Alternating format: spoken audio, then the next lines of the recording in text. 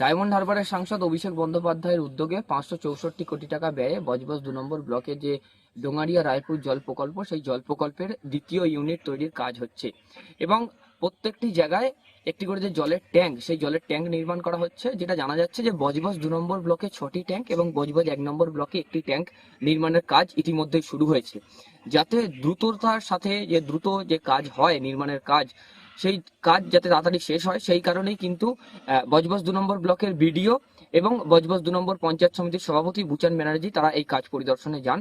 রানিয়া সহ বজবজ 2 নম্বর ব্লকের রানিয়া সহ যে 6টি জায়গায় জলের ট্যাঙ্ক পরিদর্শনে যান তারা, যেখানে যেখানে নির্মাণের কাজ চালানো হচ্ছে।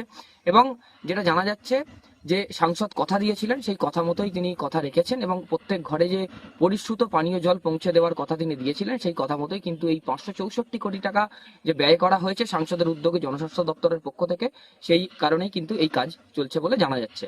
অভিষেক বন্দ্যোপাধ্যায়ের যে ডেডলাইনটা আছে আমাদের এমপি সাহেবের, তার মধ্যে এই জলের প্রজেক্টকে শেষ করতে হবে এবং ট্যাঙ্কের কাজগুলো আমরা ঘুরে আজকে দেখলাম, বিডিও সাহেব, আমরা পিএইচি যারা ছিলেন বা WBPL এর যারা ছিলেন তাদের সবাইকে নিয়ে আজকে টোটালটা আমরা দেখলাম। ট্যাঙ্কগুলো আমরা পাইপ লাইনে যেরকম প্রত্যেকটা জায়গায় লাইন পাতার সময় যেভাবে হেল্প করেছি, সেইভাবে ট্যাঙ্কগুলো যাতে তাড়াতাড়ি হয় তার জন্য টোটাল টিম আমরা বেরিয়েছিলাম। 564 কোটি টাকার প্রজেক্ট সেটা ছিল। সংসদ তহবিল না, জনস্বাস্থ্য দপ্তর থেকেই অভিষেক বন্দ্যোপাধ্যায়ের পার্শ্ব 564 কোটি টাকা।